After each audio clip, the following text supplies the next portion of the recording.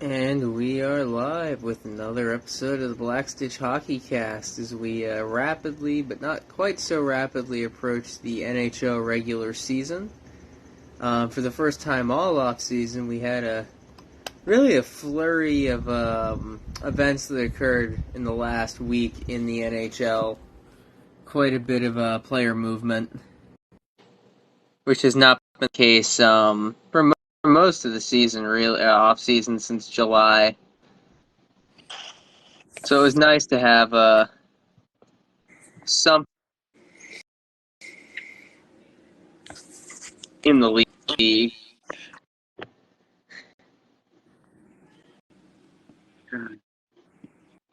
Big headlines, little headlines. Probably the most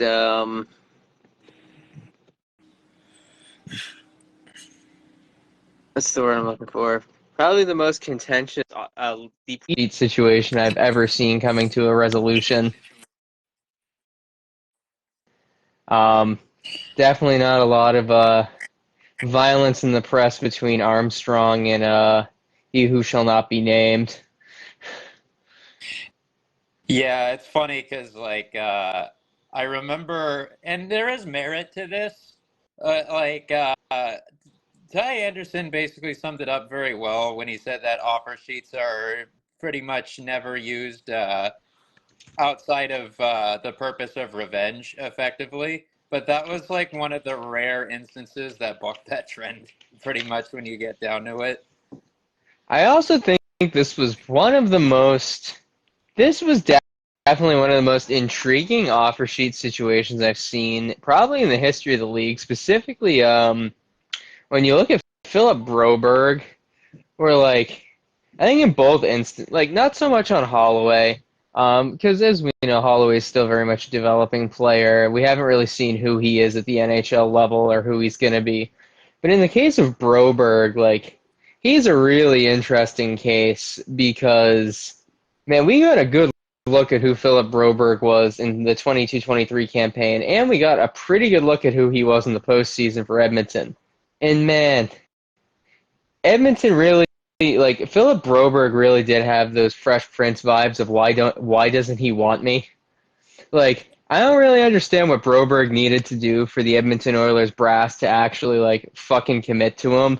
But it was clear and obvious that Edmonton had no plans for him in the future, despite what we had seen from him in the last 2 years when given about 80 games of ice time.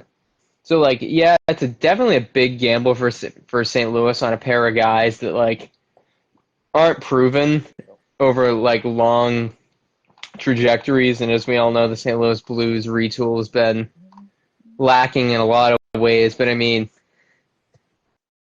really, really interesting why the Oilers didn't just trade Broberg in the first place last year, because clearly they had no fucking interest in actually using him in any capacity.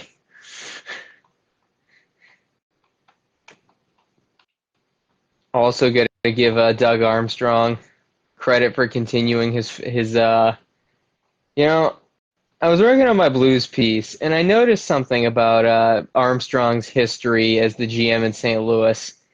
And by God, his inability to fucking actually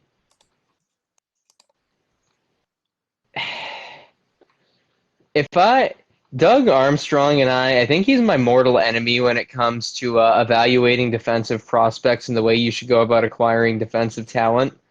Going back to his hire date of May 2008, he is realistically only drafted maybe two legitimate OFDs coming out of juniors. The first and foremost being Alex Pietrangelo at his first draft. And really the only other player that you could even make the argument that's ever played a game for them is Scott Perunovich. So in the last 16 years, they've maybe drafted two offensively capable defensemen, drafted 25 stay-at-home defenders. Most of them have busted, but then these guys go out and get guys like Justin Falk, Torrey Krug, Kevin Shattenkirk, and now, of course, Philip Broberg, who have more of an offensive upside to the game via free agency or trades, whether they're even evaluating the fact that they're a fucking decent system fit, which is just beyond laughable and confusing to me of Yeah, why would we draft and develop an OFD so we can evaluate their skills and how they fit in our system from the age of 18 until they make it to the NHL when we can just sign a guy for a bunch of money who makes no sense in our team? But you know who they did just take though? Adam Yuracek, who might be like a rare instance of the Armstrong regime, and of course their director of amateur scouting, Tony Feltrin, sort of bucking the trend and maybe you know adding a viable option from that angle that fits long term, provided they see him as part of their aspirations down the line. I mean that also like a big thing for Juracek's development though is really getting him into a situation where he can flourish and develop his offense. Um, for example, I think Radko Gudas' time with the Tampa Bay Lightning organization is 101 of how do you fuck up the development of a guy with strong offensive ability. Uh, I mean, I think his ceiling was always kind of limited because, like, anyways, though, because I always thought it was kind of a misguided attempt because, like, half of PPG as a defenseman in the CHL isn't really indicative of a likely outcome of being a bona fide NHL offensive defenseman anyway. So I think their scouting really just sort of fucked up and kind of didn't understand somehow the dynamics of how that the most important dev league in the world actually functions. So there is that. But it's like Yeah, Juracek, we're already seeing a significant amount of promise because he just led all Czech U20 defensemen in goals this past season. So like we're getting a taste of what he's capable of. It's more in this instance what the sequential building blocks look like, especially considering the long-term and very complicated, sometimes inconsistent developmental path that the defensive position inherently entails. that's very fair. So let me propose a hypothetical to you. If Broberg had actually like been properly tested and received an offer on the trade market last offseason, what do you think the return would have been like? And would it have been superior to this compensation that they received? Honestly, based off of his play last year and knowing what the Edmonton Oilers are trying to do as a hockey team, Broberg probably could have yielded them a young middle six forward with offensive upside 1-for-1. He's like, knowing where the Oilers are at right now and what came back in the Broberg offer sheet, like a second round draft pick does jack shit for the Edmonton Oilers like window of doing anything fucking Yeah, competitive. Like you look at I mean, in a vacuum, no, but like as a trade piece and a sweetener, possibly. he's like a year ago they could have gotten a first round pick equivalency, I think. Yeah, They would I can agree have with got, that for yeah. sure. They It's wouldn't have gotten a first round pick because nobody would have traded a one for Broberg, but an equivalency for yeah, sure. it's just I think there is merit to it because I think it's the what they picked up because like teams tend to overvalue second round picks despite the lack of return, especially from like that is most likely going to occur, especially from a team that's bound to be competitive again this coming season. But they shouldn't be looked at in a vacuum either because I mean you for instance you look at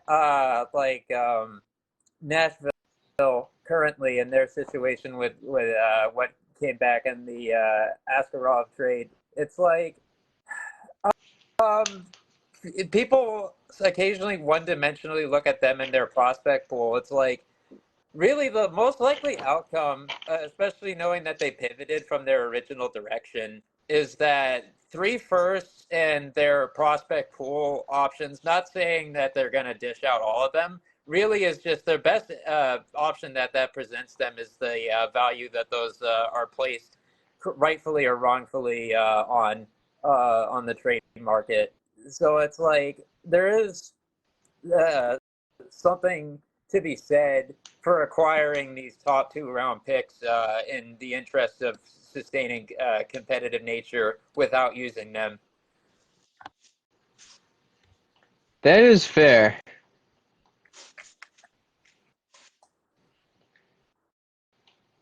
I promise, I swear I'm not a St. Louis Blues hater. I think Doug Armstrong and I just look at hockey in very different ways.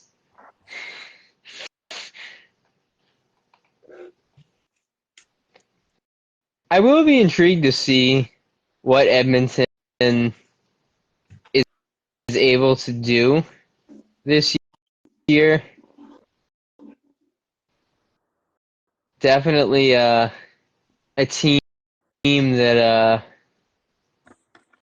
made some decisions. I mean, the at least the Emberson trade makes losing um, Broberg not as painful.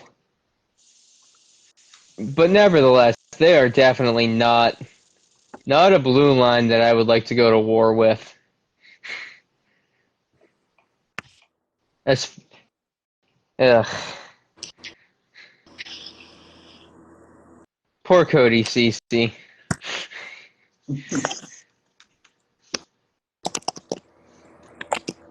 Man, like I just I it's funny because it is a pretty low event trade, yet like when you look at just like the value, like Emberson is like literally just a better version of that at a lower price tag.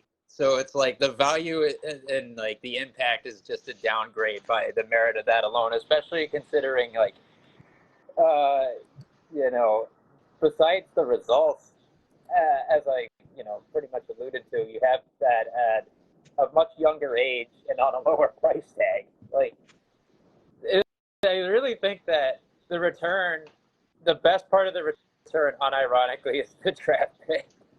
Like,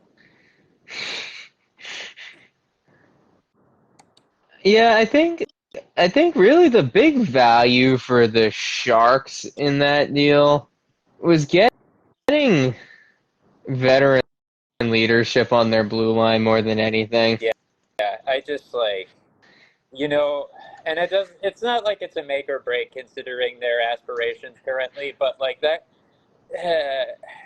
It, we already, of course, the fact that he was paired with Darnell Nurse didn't help, but like, and again, if you like separated those two, like their weaknesses weren't as exposed as often, but like the guy struggles in like a capacity with like limited responsibilities at a fair number of junctures. So for him to be on pairing one, as is likely going to be the outcome, means you're going to see probably at least another fair number of games where the Sharks are getting bent in half, which isn't good for anybody. It is really impressive though that like the Sharks have definitely constructed one of the most fascinating blue lines I think I've ever seen. Like that group of six guys, assuming that their starting six ends up being Ferraro, CC, Wallman, Ruda, Thrun, Vlasic. Like it's not the worst decor I've ever seen in my life, but it certainly does not inspire much confidence. I mean, luckily for them, Detroit rolled out a pretty bad group last year, and I know that the Blackhawks rolled out an equally uninspiring group a year ago. I think what's more impressive is the fact that, based on recent history, the Blackhawks may be rolling out one of the most underwhelming. Like Vlasic, Jones, Korchinski, Murphy, Martinez, Brody could go down in history as either one of the most average or one of the worst decors I've ever seen. And luckily, we get 82 wonderful games to see how that goes in Chicago.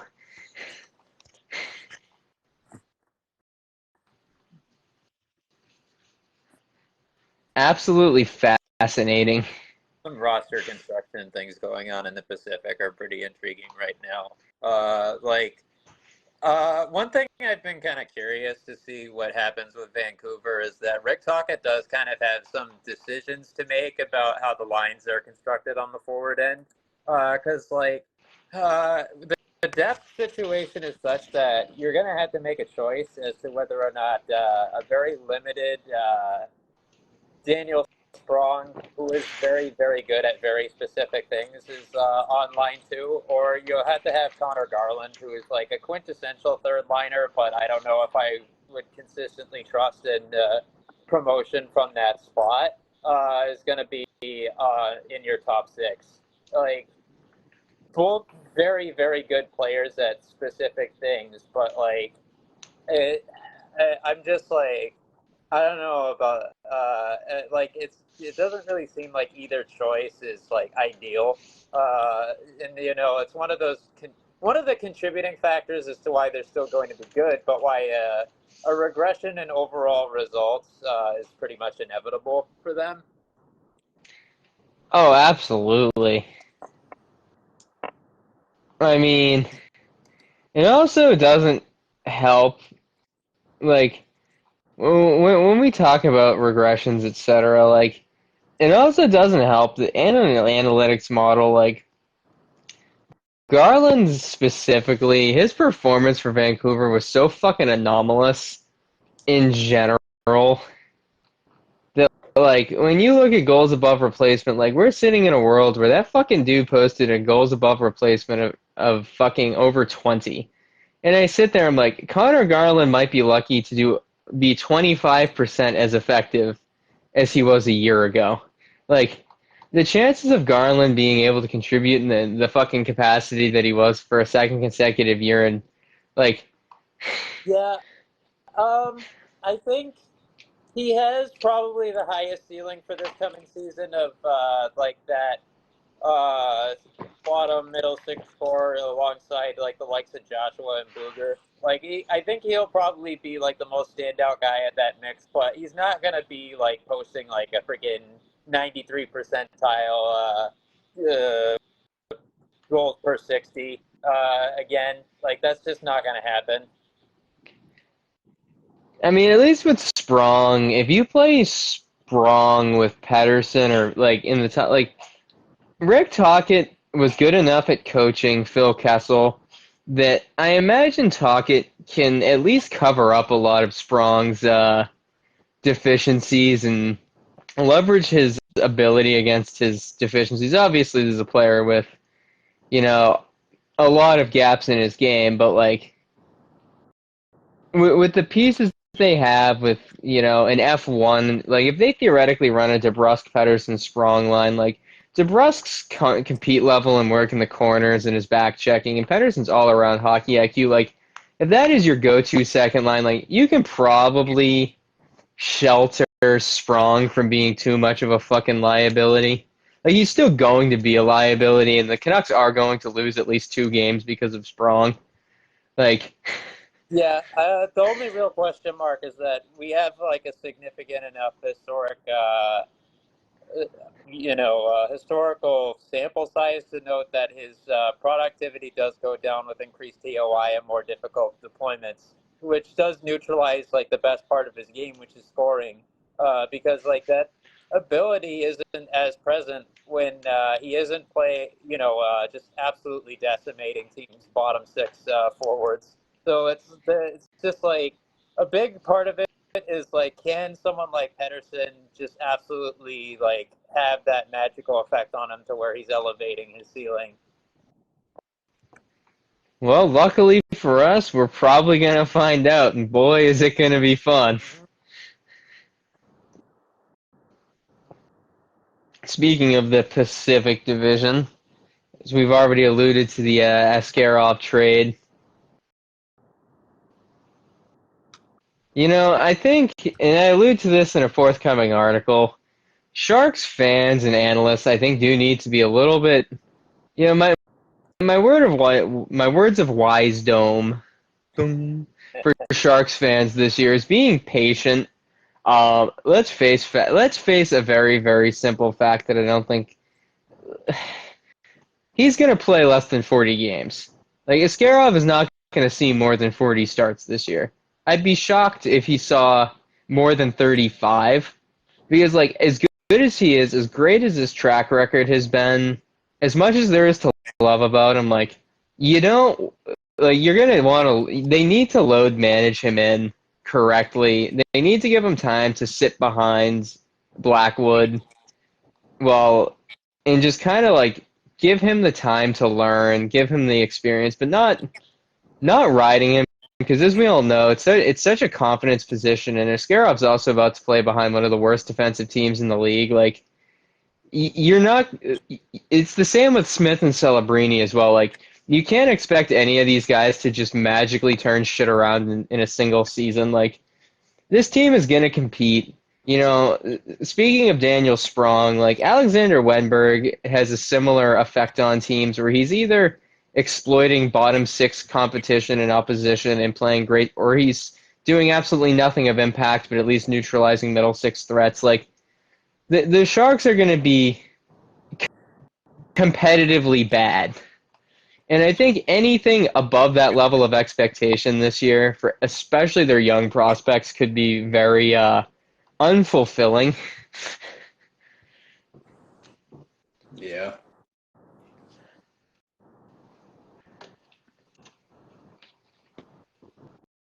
I mean, Rome wasn't built in a day. And I mean, that's the thing is, I mean, the Sharks were just so historically bad last year, and yeah, bring a couple of kids and like obviously, yeah, like obviously again, like Will Smith, I think he's gonna be fun to watch. Celebrini will be fun to watch too. Obviously, I know that there was a lot of early video that came out that people were like, oh, but like guys, like there's like really playing like, against a bunch of big guys who've been playing the game for years in the NHL. So it's gonna be interesting, but yeah, they're still gonna be tough. I am happy for Corona though, because like I am definitely excited to see him in Nashville, and whether he's just backing up Saros or obviously because they did sign a few goalies.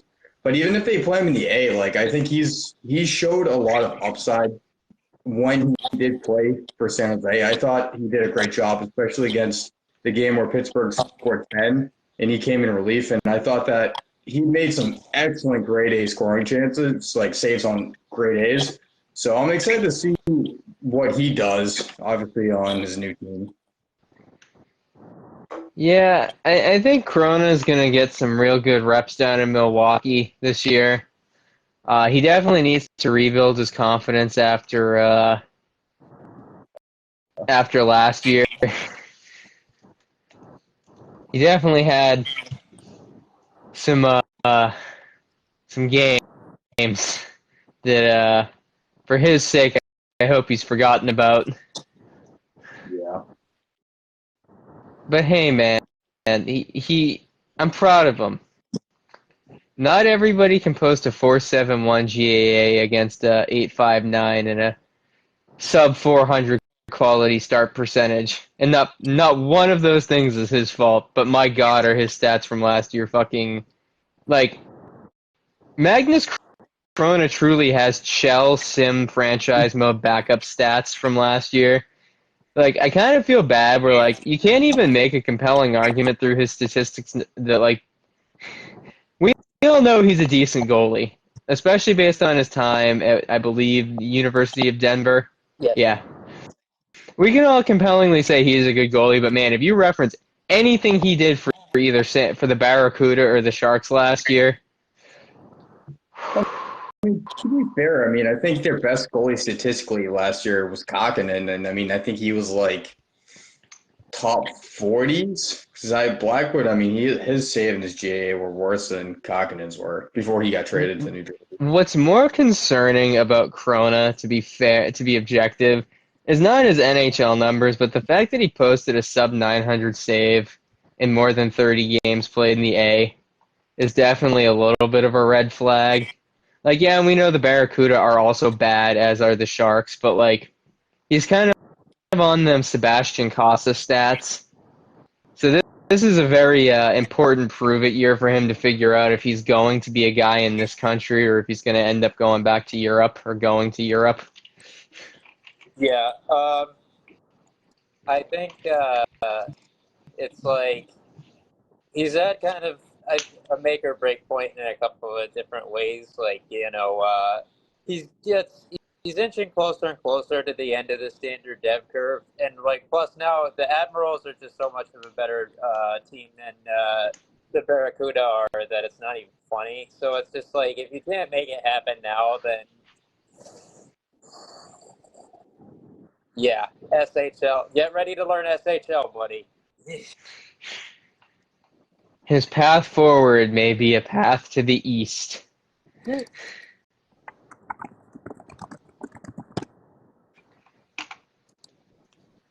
Man. Well, our last major was it? No, the Line A trade was within the last 7 business days. I mean, I don't really have much to add about that deal. It is what it is. Line A is a good hockey player. Line A could be really good in Montreal. Yeah.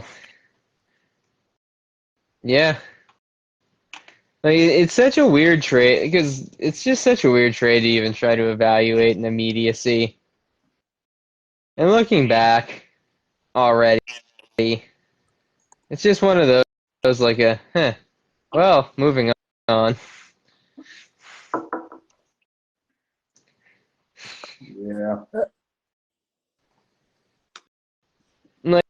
Like Line A, if he's, consistent and available, he'll be really effective. If Jordan Harris continues his development curve,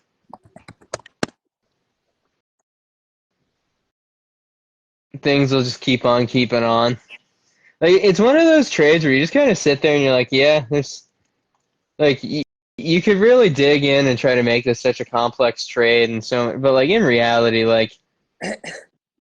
I'm sorry, I just need to interject with a very quick diversion because I just out of sheer curiosity, I had Flow Hockey up for some dev league statistics and stuff for when I cover that later. But then I saw Team Cuba versus Team Greece in the queue, and I was just so compelling. And apparently, Cuba just defeated Greece in the Americal Latin American Cup D1 finals at the Florida Panthers Ice Den. So that was interesting to catch the very end of.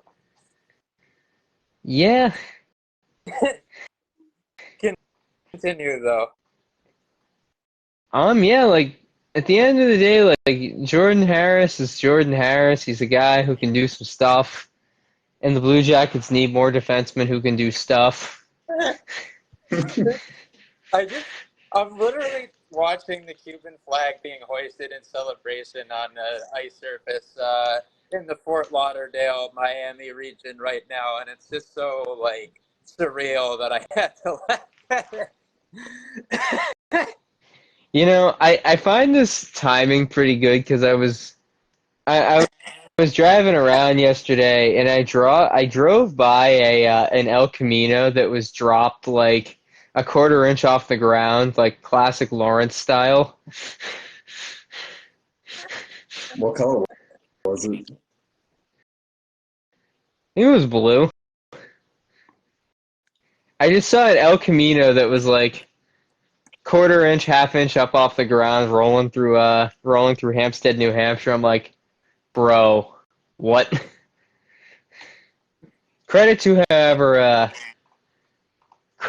whoever had the mental bandwidth and the commitment to do that. Somewhere the guys in some 41 are smiling.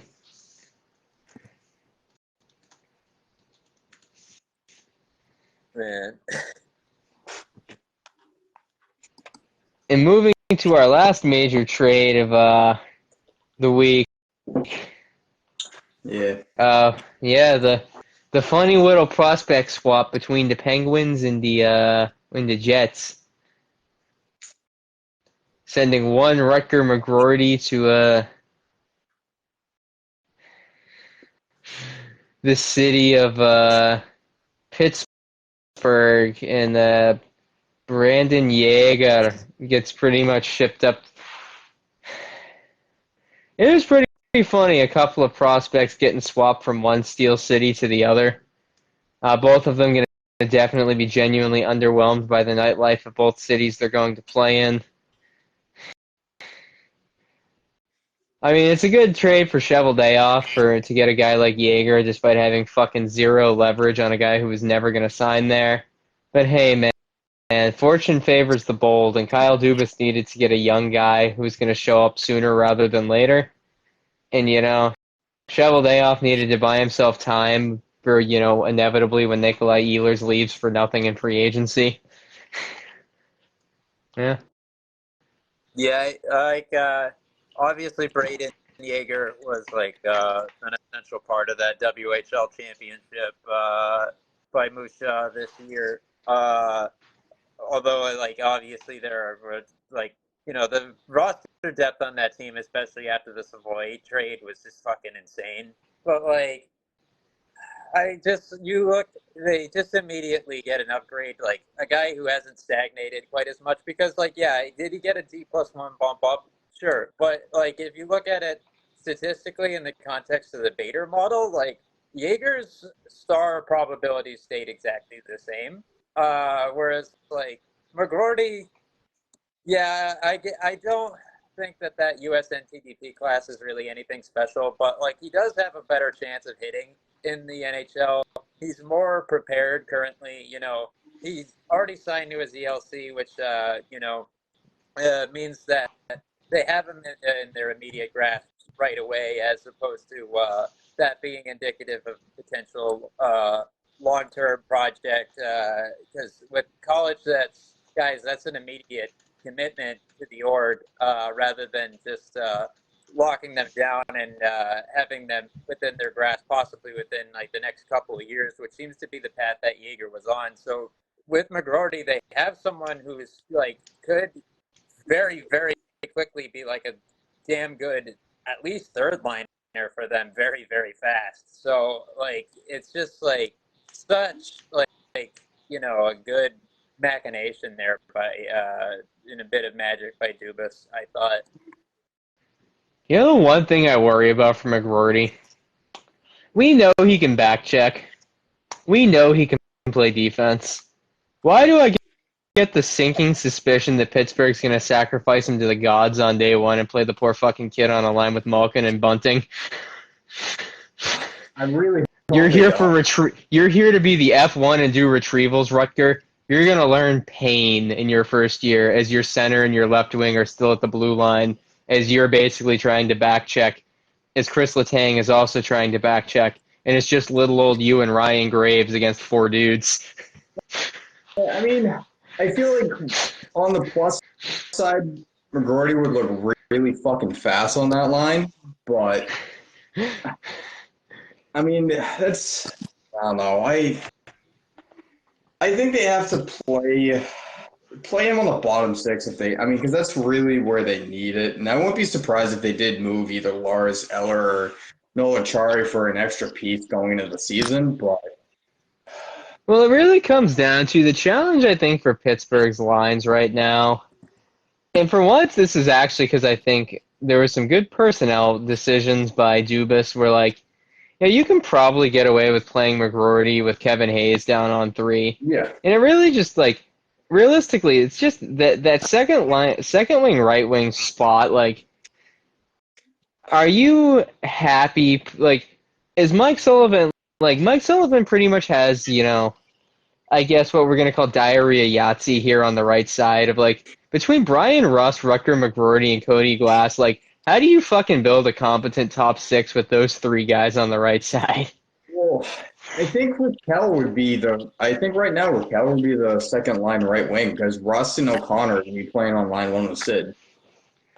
I think that O'Connor's probably going to move back into the bottom 6 where he belongs. I mean, he doesn't have skill. But the thing is, when you play with Sid, and a huge part, like we've talked about, a huge part of hockey is chemistry. And the thing is, Drew O'Connor looked really good last season on that top line. Yeah, again, yes, who wouldn't? Well, Riley Smith wouldn't, okay? We saw it. It didn't quite work out. It was all chemistry.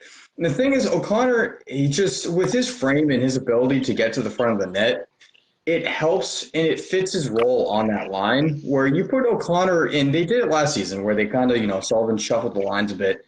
And O'Connor really wasn't that visible. Now, they're also banking a lot on Puustinen on their bottom 6 and kind of hoping that he can show more of the flashes he did last season at times. But I think play chemistry. I mean, Rust, O'Connor, and Sid generate a lot of offense last season on the back end. So, I mean, to me, I don't know. I just think that if it's not broken, don't fix it. And I think that with some of the pieces they brought in, like if Malkin and Bunting can continue to have the chemistry that they did, where, Bunting, hard-nosed player, gets in front of the net, Malkin passes the puck more and not to the other team. And then, with the bottom six, I think they're definitely a lot more capable and a bit better at skating than what we had last season on the bottom six. Nothing against Jeff Carter. It's just he was old. And, again, injuries killed him. I mean, Matt Nieto missed most of last season. You had Noel Charlie, who was out 2 to 3 separate times throughout the season. So, I mean, we'll see what happens this year, but Man, I can't get past the thought of the Penguins' inability to finish was so fucking problematic. Like, if they were to run O'Connor with his 33 points in 78 games again on a line with Crosby, you're just asking to fucking miss the playoffs again. You can't roll a guy who, you gotta play your guys where they belong. The Ducks played Matt Bolesky on their first line for a couple of years, and you know what we didn't win? Championships. I mean, playing Drew O'Connor, there was a big difference. Pascal Dupuis up on that top line. Pascal Dupuis could play with anyone. That motherfucker played with Gaborik and Walls on the 03 Wild. Dupuis was viable in so many different teams. But, we sit here and we're, Drew O'Connor on line one is just as much a part of the problem as Erik Karlsson's 45 points and Ryan Graves doing his best sorry, I'm drawing a blank. I don't know, man. Ryan Graves was basically pretty much playing. Yeah, I ain't got. he wasn't I good. don't have a funny enough barometer to describe how Graves played last year. No, But he was alive. I can sit here and pile shit on Ryan Graves, but I'm not about that life. Yeah. You can't be playing fucking fourth line wingers on your top line and expecting to win championships. No, I agree with you, but I think with a lot of those stats, we look at Karlsson, right, who did finish with 45 points. The thing, though, is when you look at where most of those points were accrued, when you look at the last month of the season where I think they lost 3 games, O'Connor was really good. Top line was killing it. Karlsson was playing best hockey. And it goes to chemistry. And last season for Pittsburgh, a lot of it was just they replaced literally half their active roster. Again, some of the guys were already old. They brought over old guys. You had injuries that hurt some of the bottom guys who were playing, but they were trending in the right direction. I mean, they played good hockey. They had scoring chances. They created. Like we said, they didn't finish. But I felt at the end of last season, that last month, they were finishing. And I think a lot of it was just Sullivan found his top six. And, again, maybe Glass, maybe one of those guys that they brought over is going to be a better fit on the top line. It's just, for me, when I look at Pittsburgh when they were dominant, both 16 and 17, on that line, yes, we can say Chris Kunitz is Chris Kunitz, right? But, the thing is, having a player like Patrick Hornqvist, who reminded me a lot of Tomas, Holmstrom, where he was able to, big tough guy, big power forward, who would be able to get to the front of the net, win those battles in front, and that's kind of what Drew O'Connor does. That's what Bunting does on line too. So I think if Pittsburgh's going to be successful and they're going to score and finish, finishing, those are the goals that Pittsburgh needs. Okay, then I'm going to ask you both a hypothetical question because I need to make an evaluation right here, right now. How many games, what is the longest allowable let me rephrase. What is the longest scoring drought that is allowable in a regular season for a first-line winger? What is the maximum number of games a first-line player can go without scoring a point and not be bad at his job?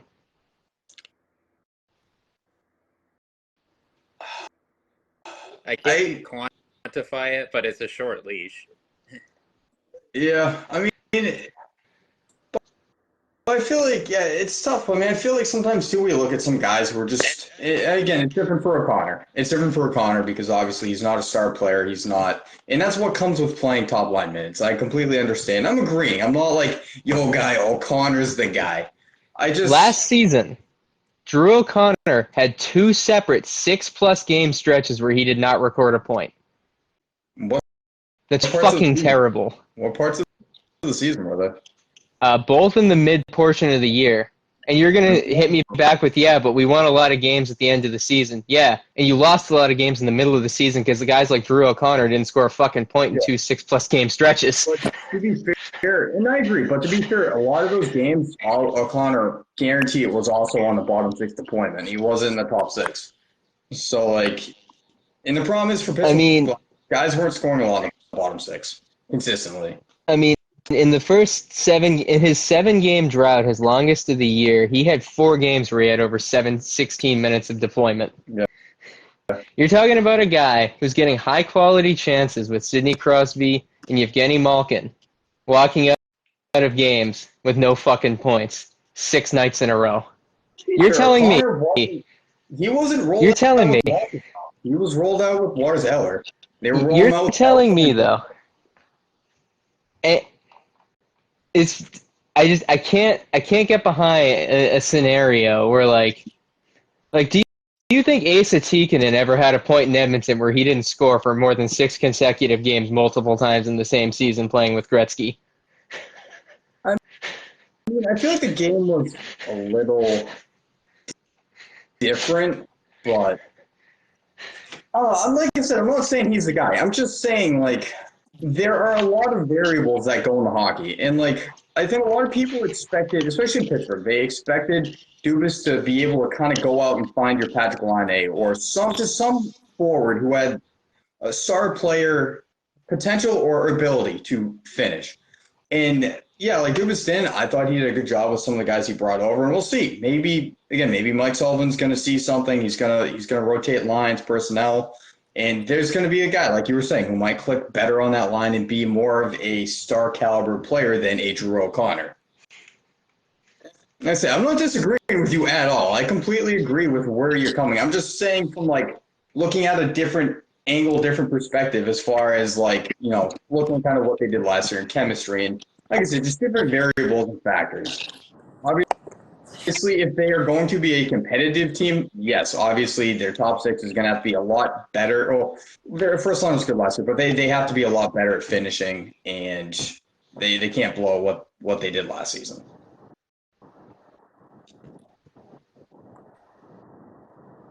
It is funny, though, because, like, it's like, I think about the merit and, like, now, of course, this didn't happen in isolation because you look at the bulk of the guy I'm about to bring up career and how, like, he slotted along competently along some, you know, phenomenal players, like, but, like, you know, like, we saw him do it with, like, Keith Kachuk and friggin' Korea, Bergie, like, it's funny because, like, I've been thinking a lot recently about how Lee Stempniak was one of those guys who you saw his ceiling legitimately be elevated by Sid, which speaks to, like, the, like, you know, of course, like, it's not a one-size, like, fits all sort of thing all the time, but, like, you know, and of course, that was kind of a transient thing as well. It was not like it lasted super long, but, like, you look at that, and you see, like, there's a degree of competency you have to have in order to really benefit from it. And, like, but it also shows, like, some of these pretty low ceiling guys have really, really slotted in well alongside Sid. And that's, like, an integral part of, like, success going forward for as long as he's still around, because he's not slowing down as we've seen from, like, his top brilliance this past season. Yeah, I just stand on my bullshit that he needs help. Yeah. Yeah. 100%. And that the absence of something like that, aside from the fact that their bottom 6 was an absolute disaster class last year, is, like, friggin' such, you know, those are big detriments to them right now. And especially, like, manifesting itself during some of the dog days last year that have ultimately that they weren't able to overcome despite the hot streak that they got on down the end of the road. And speaking of dark roads, we're going to pivot to some bright roads as Liam gives us his weekly hits on developmental league. Yeah, so it's kind of like a succinct thing this time around. There's not been a lot of developments, although we have seen some Junior A commitments to NCAA D1 programs from different environments, such as the OJHL, etc. In the AJHL, we did see the official return of Tier 2/Junior A hockey to Camrose as the Kodiaks played their first preseason game against the Whitecourt Wolverines yesterday. It was a closely competed matchup that ultimately, despite a pretty strong showing, particularly in the middle stretch, Camrose came up just short in falling to Whitecourt 5-4. In sort of lighthearted OHL news, we saw Keanu Reeves return to the Windsor Spitfires and on a one-day contract as part of a benefit event, which saw items auctioned off for charity, which was pretty awesome. Good to see him return to the team that he was drafted to before ultimately missing out on that potential part of his life due to injury. Although, of course, as you may remember, he was a damn good goaltender on that Memorial Cup winning Hamilton Mustang squad. But additionally, in sort of developmental adjacent news, we have seen various preseason tournaments go on in the KHL, which had some youngsters, put in work in various informal cups, such as the Puchkov and the Blinov Cup tournament, which we saw Zach Vukalis, the best goaltender, named for his efforts at Tractor Chelyabinsk. We've seen some impressive multi-point game performances from Ivan Demidov with Russia's U23 side.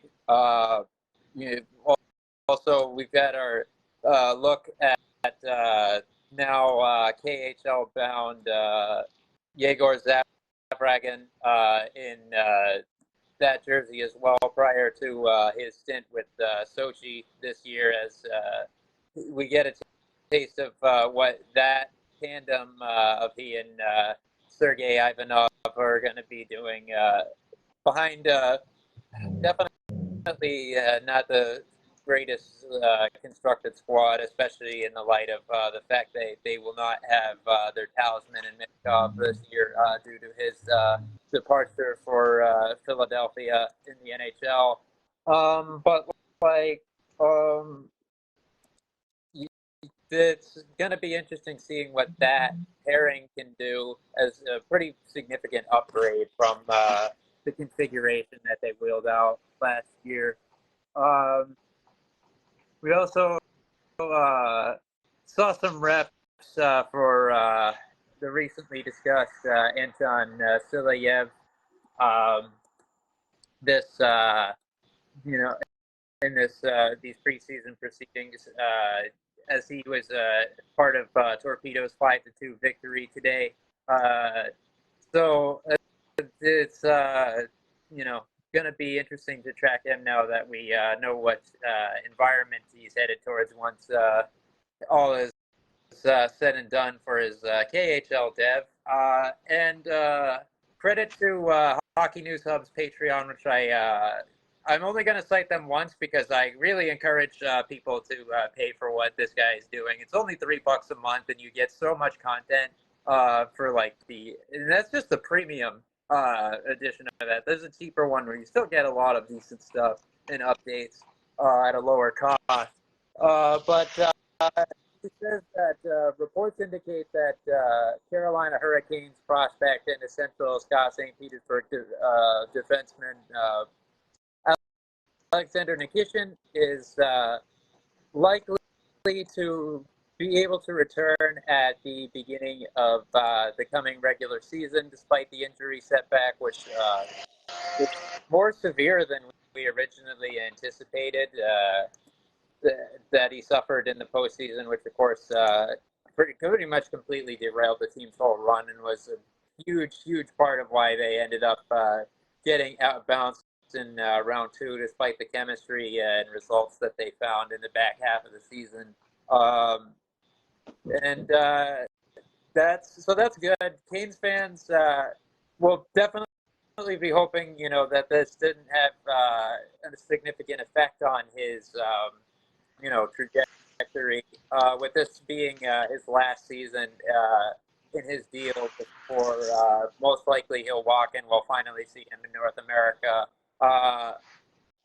And with especially with the possibility that although the KHL season is longer this time around, uh, there's maybe, and I say this just as like logical speculation rather than anything I've seen. I'm going to preface it with that. The possibility that we might see a stint from him in North America at the end of the year in a manner akin to what we saw such with Murat Husnutinov, for instance, with Minnesota last year. So that would be pretty cool. But at minimum, we are getting to the point where we're knocking on the door of the Alexander Nikishin era in Raleigh. So there is, there's a lot to be excited about for the Cause Chaos Nation. So yeah, that about covers Dev and prospect news for this week. Man, I need you to know I've watched too much One Piece in the last year that when you pronounced it correctly as Raleigh, my brain had a fucking glitch because I'm like, what do you mean it's not Silver's Rayleigh? Oof. Wow. Wow. Luckily, I am now 2 weeks removed from completing my second watch through of One Piece. I shan't be doing that again from the start. I promise.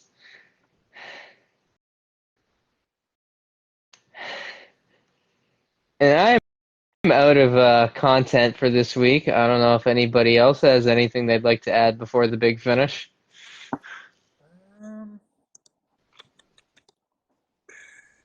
I was eyeballing.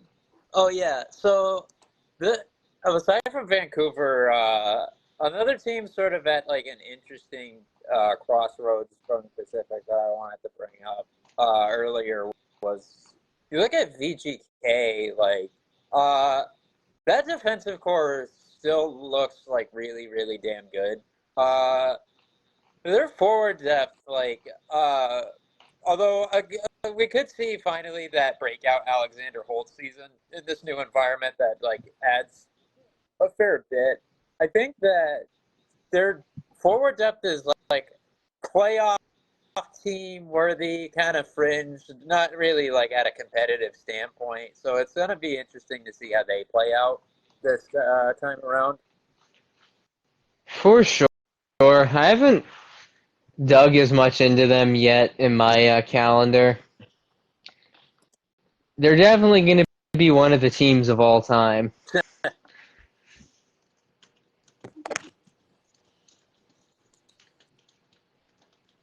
Yeah, it's like I just so I'm looking at this like right now, like it's kind of just eyeballing like the situation with like their bottom nine, especially like you know, uh, down the middle it looks pretty good. Like we know what William Karlsson is capable of in a role like that. Tomas Hertl still got a little bit left in the tank. Even like Nick Roy, like he's just like uh maybe just outside the fringe of best like fourth line centers in the league. But like I just look at their wings especially and like their bottom nine like is really hinging upon Mark Stone being like the best version of himself on the wings and like Alexander Holtz like finally just like being what NJD had drafted him to be, because it's just not very good. Like I just I don't really foresee like another like season where they look like an extreme threat this time around. Although like their defense is going to make them super annoying to play against, especially you know with like what with Petrangelo still having like uh you know some tenacity to him and like being capable of producing results. And a full season of Hannafin coming up. Yeah, they're gonna be very good defensively. Obviously Aiden Hill will want. I think Aiden Hill, luckily, hey, my twin. Aiden Hill is definitely gonna have one of those years where, like, he clearly had a bit of the regression towards the mean. Really, over the last like, Aiden Hill as the de facto starter for Vegas is so wild to me when we're talking about a guy who's never even played 40 fucking games in a single season. And Samsonov, Right. I was thinking about that. I'm not even side-eyeing Samsonov, but like he is, as we refer to on this podcast all the time, he is your prototypical Russian goalie in the sense of you have no idea which version of him is showing up on any given night. So having, Aiden Hill, like, that is, when I say that the Vegas Golden Knights are going to be one of the teams of all time, this goalie tandem has the ability to be one of the most entertaining goalie tandems we've ever seen. Of just on any given night, I have no idea what the fuck you're going to get out of Vegas's back end. Yeah, the only thing I'll say is like the uh I think that the with that more than competent configuration on the back end from them, like I think while it's going to be a super hot and cold situation most likely for them, I don't think it's going to be the sort of thing that loses them a lot of games, because they're just going to have to, at least at minimum do their job and maybe even get bailed out sometimes, especially if you see like a good night in terms of offensive possession to lighten some of the burden, which like a line with like Jack Eichel is gonna the top line, especially like is gonna be capable of driving. Uh, so at least there's that going for them, where it's not really gonna be most likely a make or break thing. It really like the most challenging thing is that like their bottom six, it doesn't suck, but it's like the embodiment of mid, pretty much. Yeah. Though, the more I keep thinking about Samsonov, I sit here and say there's no way he's going to be like costing them games.